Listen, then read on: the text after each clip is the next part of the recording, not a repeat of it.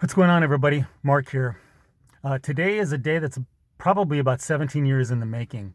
Back in November 2004, Michael Tovar put together an afternoon on a Sunday with about 15 cars, some lowrider bicycles, his siblings, a couple of uncles, an aunt, his mom, and we went to Hawaiian Gardens and we shot some video of the Tovar family and some of the cars. Great stories. They even fed us lunch, some wonderful carne asada, and we had some intimate interviews. And I'm about to present this on a thumb drive to them, and it's going to be pretty overwhelming. I think we got some great stuff. They're a wonderful family. They got great lowriders, and you'll be able to check it out. So enjoy. Hit that subscribe switch. One last parting question, Michael, and I ask everybody this: what does low riding mean to you? Well, lowrider to me, Mark, is in my blood. It's my life. Kind of got it, I guess, from my father and my brothers. Good morning and welcome to Hawaiian Gardens, California. Today we're here with the Tovar brothers, legendary customizers of the lowrider culture. Let's check it out. Look at this beautiful 48 fleet line and our owner, Mr. Eddie Tovar. Eddie, good to see you again. Mark? All right. I just wanted to talk a little bit about your influence and how you got influenced into lowriders. Well, my father was into it back in the 50s, and then my uncles were also into it back in probably the 60s, and I just kind of grew up around cars. Like I say, my uncles were always working on the cars, and we'd be riding our tricycles, riding our bicycles, watching them paint, primer. They used to work on their own cars and rebuild their motors, do their own body work. One of my uncles even used to install his own hydraulics. Yeah, the family's always been into it, like I say, and then it kind of went on to me. I would watch all my uncles, my dad, everybody work on their cars, and then my father got us into, started with Tonka trucks, model cars, and then it went to mini bikes, and then it went to bicycles. We had the lowrider bicycle. Growing into it, all my brothers, I kind of was the first in the brothers, and then so on Paul, and Donald and Michael, and even got a sister. She's into low riding too, but we've just done it all our lives. It just came handed down through our father, I guess. Right. Now, did you start with bicycles maybe, or did you just jump right into Actually, cars? we started with Tonka trucks. Actually. Tonka trucks and model cars. Matter of fact, I have one here even with me right now as we speak. Really? Can we see it? Yes, sure. Great. See what's in the trunk, folks. Okay, this one right here. This one right here was built. My dad bought it back in the day. This is lowered. He lowered it for us. He painted it candy blue. At the time, it was candy blue. It had a silver top. He installed the side pipes here for us. This is kind of one of the first things I could say that this is my first custom car right here. This is it. This is where it all started, basically.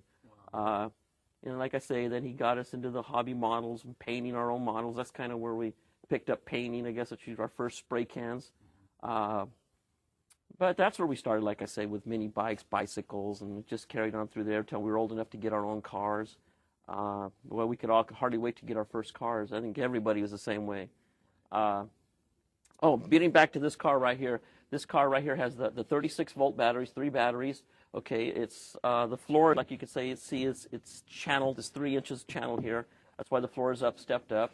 My hydraulic system right back here. This is it right in there. It's hidden.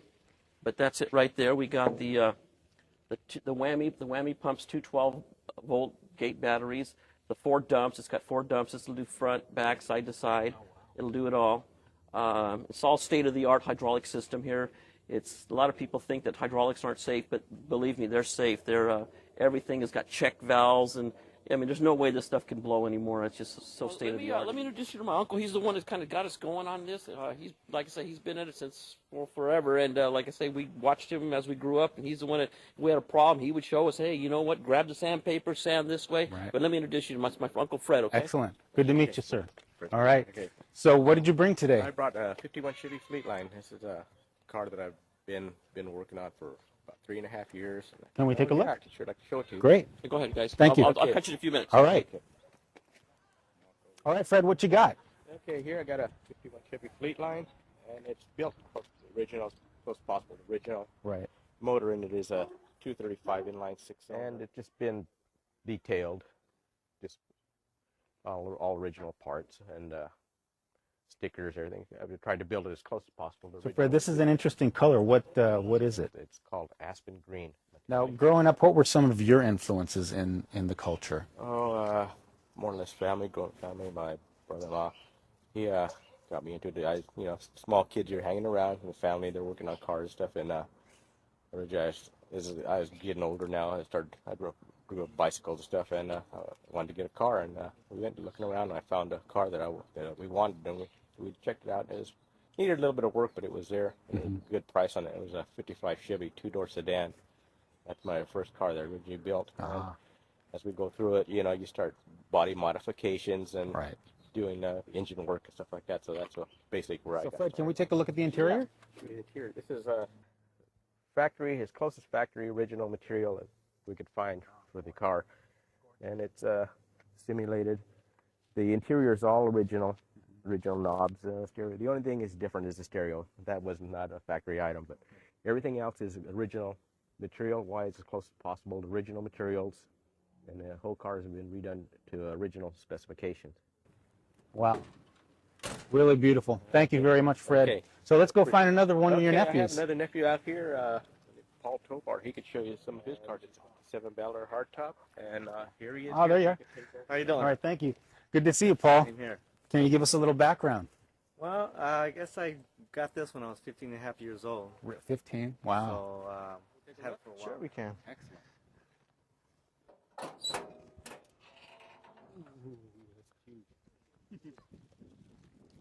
Well, I got a stock 283. Basically, it's all stock original. I just had everything re-chromed on it, and I had the hydraulic lifts. Basically, the whole car is all original. Just the rims and lifts. Oh, really? That's all it has. So I'm sure you got a lot of influence from your uncles and brothers. Oh, yeah, definitely. It started at a young age, really young, and we were kids. When I go back to I was maybe 6, 7 years old, maybe. Wow. And my uncles always had their cars. My Uncle Fred, he had his 55 Chevy, and it was green. It was drop, had Supremes, had pipes. And then from there, my other uncle Gilbert, he had a 63 Chevy, and had an uncle Raymond. He had a 65 Chevy. It was lowered, had Supremes on it, pipes. So it was all in the family. Right. We seen it. And then my dad, he built those cars too, the old Fleetline and stuff like that. So it just ran into the family. And when I was time for me to get a car, and actually my dad had a 57 Chevy in the yard. Right. My dad always had old cars in the yard, in the backyard. He had Mercs back there. Really? And when I was a kid, we used to jump on top of the roofs, play in the cars and jump on the back, the front seat, like we were driving. And we were young, little kids. And then when my dad had a 57 Chevy 4-door, and I fell in love with this car. So I always used to sit in the back seat, and I loved it. So one year my dad sold it to an uncle of mine, so I was disappointed. But I knew then what kind of car I wanted to get when I was old enough. But I would knock on the door about once a week and ask if they would want to sell it, and the lady would come out and say, no. But I was always on her. I always asked her every week, once, twice a week, and finally she just gave in. She says, "You really want that car?" And I said, "Yeah, I really do." So then she said, "Well, you call my husband." She called her husband out, and he goes, "All right, give me $350 for it." So I came home, I got my $350 and put air in the tires and towed it home, and here it goes. Wow. I had it ever since. Persistence does pay off. Yeah, sure does. Yeah, it Excellent. does. So. All right, Paul, so let's go check out the interior. Okay. Ooh, we got a nice two-tone. Wow, what kind of material you got here? It's the original material that came out in 1957. And an 8-track. Yeah, baby. Yeah. It still works, too. Really? Yeah. Excellent. Well, Paul, thank you very much. We really appreciate, your tour. Well, thank you. Who else we got today? Well, we got my brother Donald here. He's got the 63, and I'll let you go with him. Excellent. Okay. Thanks a lot, man. Talk to you later. Donald, good to see you. Beautiful. Hey, how did you get started with getting a hold of this car? Well, I've seen this car around the neighborhood for quite a few years, and seen the owner and asked him if he wanted to sell it, and he said no, he didn't really want to sell it. But then I kept on seeing him around. So he took my number down, and then one day he called me up, said he wanted to sell it. Went home, got the money, came back, and when I came back to his house, he decided not to sell it. He wanted to hold on to it. So then when I left his house, was going to my house, and I seen another car for sale. I bought that car. So the following day, the owner of this car, he called me back saying, if I was still interested in buying it. I told him yes. And but the problem was I didn't have the money. Oh, no. So then went around, asked my brothers, and they helped me out. They, give me some money to get the car, and I went back and bought it off him. And ever since then, I had it for like 18 years. So I went to he has a shop in San Pedro, Multi Connections. He said, yeah, he was interested in my other car, convertible, a 64 convertible. He came out, looked at it. He said, yeah, I'm interested. He was better at, let's do a deal. He goes, let me have the car, the 64 convertible, and then he goes, I'll help you out to build this car, which that's the thing he does, is restores cars from the frame up. He told me, pull the body off the frame and powder coat the frame and everything, and I supply all the parts for this, and he put it all back together for me. So I couldn't beat that, so that's all that. Under the hood, can we? Oh, yeah. Want to check it out?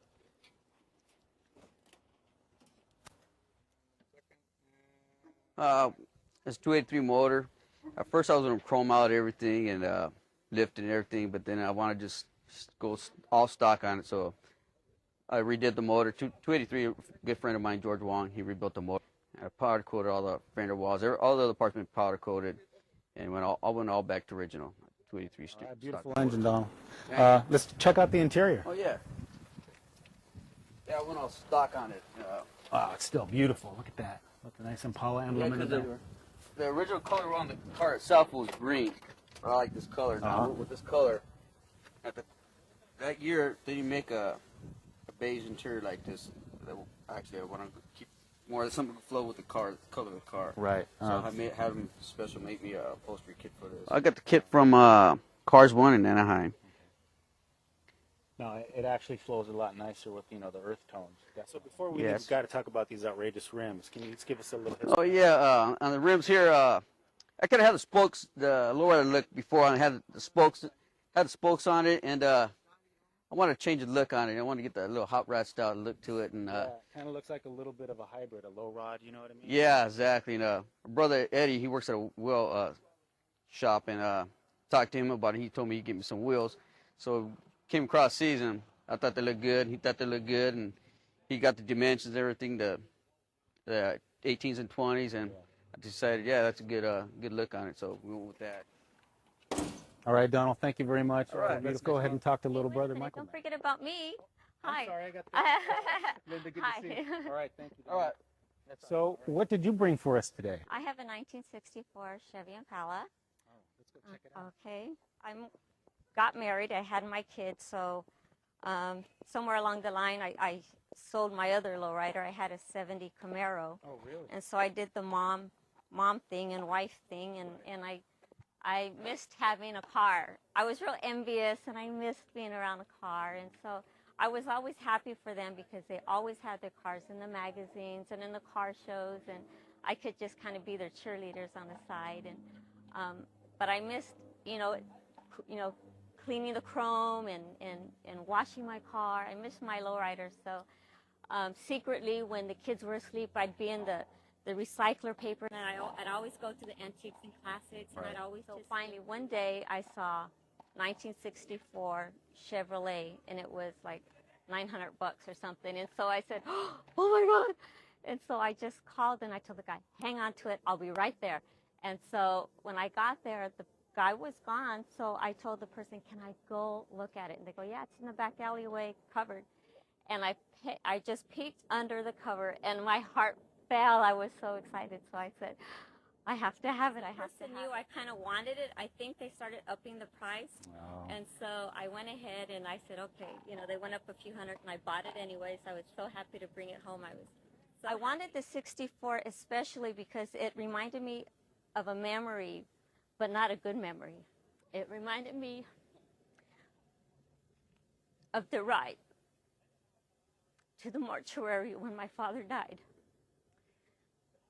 Me, Eddie, Paul, Donald, and Michael. Michael was just about a year. And when my dad died, the weather was cold and rainy. And when we used to have to go to to the mortuary to see my dad, I remember sitting in my grandmother and grandfather's 64. It was an aqua blue. Same thing, same kind of car. And I remember sitting with my grandma here and me in the middle. And all I remember was looking at that dashboard. And I just couldn't believe my dad was gone. And I remember my brothers in the back seat, and we were just so quiet on the way to the mortuary. But all I can remember is being quiet and looking at the little saint that my grandmother had on the dashboard. So when I got this car, this is what it reminded me of. Even though, although it wasn't a happy memory, it was a memory nonetheless of my father. And this is when our lives turned. And so when I got this car, I thought I had the intent to making it a lowrider. But I couldn't do it because my grandmother, my grandfather had this car. It was original, so that's why I can't lower it. And I don't want to put rims on it because it's that part of our lives where our lives turn. And so that's basically why I haven't done anything to it, but my kids love it. And my kids have grown up with it. And the magic that I had for my kids in this car was I'd always have just a little oldie station, be it K-Earth, I don't know what radio station, it was an oldie station. And the kids thought that it was a magic car because every time we turned on the radio, it played music from the old days. So they thought when they got in the old car, they were getting into an old time, an old era. So my kids just love this car. And we basically, I'm sorry, but I can't say it's a lowrider, but it's still, part of the Tovar family, and the 64 has a lot of meaning for myself and for my family, Linda, thank you. This is a beautiful car and a wonderful and touching story. Thank you very much. Thank you so much for having me.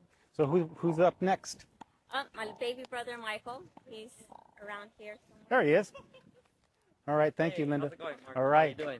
Good. All right. So let's check out your red beast over here. Okay. Cool. Check it out. So let's take a look at this this car right here. So what we got? Oh, Mark, this is just the original 235 engine that it came with. It's steel all 6-volt. Basically, I just left it all original. But it's a good mover. Like I say, I take it cruising by the beach and by the coast. And Oh yeah. the kids love it. My wife, they put the top down and wind blowing. It's nothing like a convertible. Absolutely. Yep. But yeah, it's a nice little cruiser. Beautiful. When did you get it? I had this car marked already for probably maybe about 15 years, and this one came out of Mission Viejo. Oh really? Yeah, and I picked it up from an older lady. Her and her husband were going through some problems, and I bought it from her. And I brought it home and just put a new set of tires on here and just tuned up the motor and drained the tank, and I just polished it up, and basically it's what you see right here. Mark, we're going to look at the poster. It's just the original poster that I have in the car. Ah, nice G-tone though. It's great. Let me roll down the window for you here. But it's just the original red upholstery, vinyl, two-tone. Got the little AM radio in there. And It's clean as can be. it's just a nice stalker car, like I say. Dash is all original. Like I said, it's a nice little. You do the tuck and roll? Actually, the seats were just like this. It was the original pattern. I did the front seat over again when I got the car. When I got the car, it had a little bit of war right here, but I went and matched the front seat like the back seat, and they did a pretty good job on it. Yeah, it's beautiful. But it's still got a lot of padding in there and a lot of cushion and ready to rock and roll. Well, Mark, this is my uncle Gilbert. How you doing, Mark? All right, Gilbert. And Nice this to is meet my Aunt Bertha. Hi, Bertha. Good to meet you. So, thank you very much. We'll keep talking in a couple minutes. So, I know that you've got a lot of influence with the boys and Right. Linda. Can you just give us a little bit of background of how you got Well, started? their dad passed away early in their life, and I guess they turned to me as their father presence, and taught them a little bit of what I know, some of the welding, working on mechanics, a little bit of electrical. Wasn't too much in that, too hot in that field, but other than that, it was just basic fundamentals, electrical, um, body and fender. We even took a class at one of the high schools here. Really? After work, we'd go out and for 4 hours and take a class in body and fender and learn a little bit more. I was pretty much well into it myself, but the boys didn't know that much about it. So I thought it was better to take a class and find out the basics and start from there and look at where they're at. Right. It really took off good from really, really good. They're very well respected. So, Bertha, where did you fit in all this? We're trying to be there for moral support and help them out in anything that we could. We're very proud of them. Yes. And we're very proud to be here to portray them. And there's come my sister now. Oh, great. Let's meet her. Hi, Mary. Hi. Come on in. We can have you sit down and have everybody around you. Okay. My husband, we got married and he loved cars. And my kids, they grew up and they seen him working on the cars all the time. And then they got into bicycles and they rode the bicycles around her. The kids all loved the cars. They started fixing their cars up. And then I guess each one of them got married and each one had their own kids and their own had their own cars, and that's about it. I love the cars and they're all low riders. That's it. Mary, what does low riding mean to you and your family? It's kept our kids out of Yeah, I kept them out of trouble, and they tell me that that's what they wanted to do. And that's all. Kept them working and kept them out of the streets, and I don't know what else. You should feel very proud. You have a wonderful family. Yeah, I'm very proud of my kids.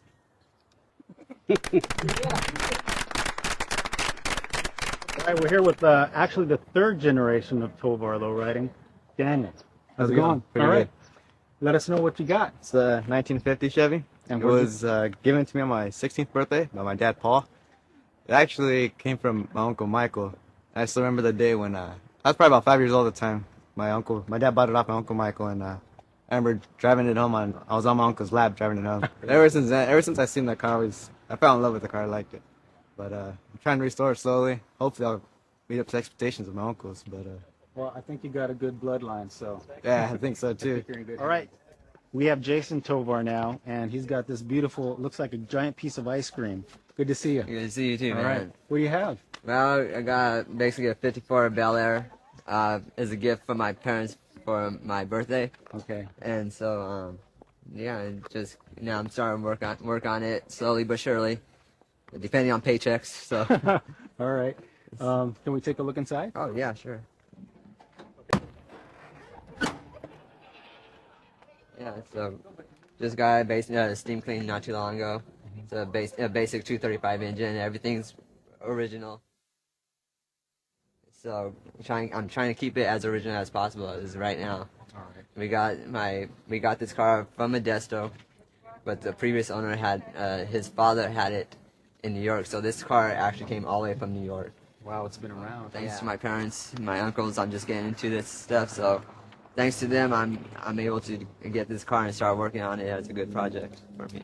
My name is Michael Tovar Jr., and I'm Michael's son, and I got this bike for graduation, and my dad had bought me these long handlebars and the long sissy bar, and I had the bike chromed, and My name's Joey. Related to Paul.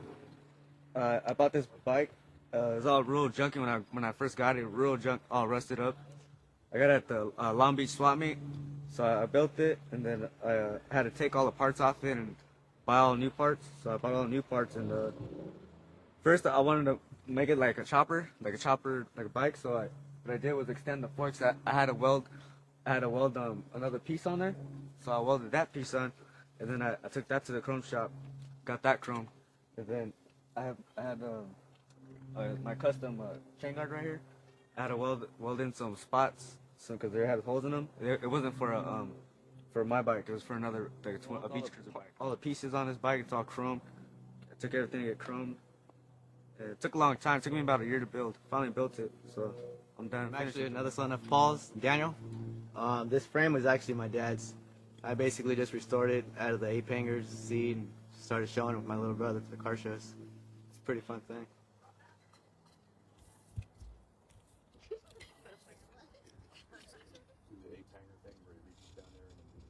Michael, what you got going Hey, on Mark, over here, how's it man? going there? All right. You ready? You got some carne asada on the grill going, man.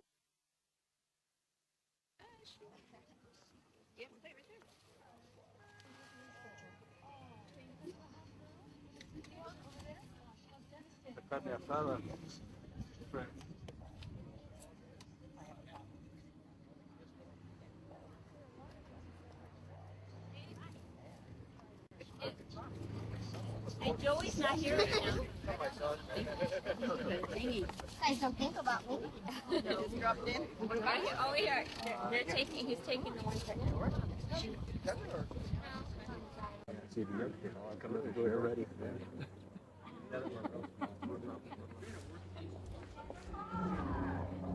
Now, when you guys are Left.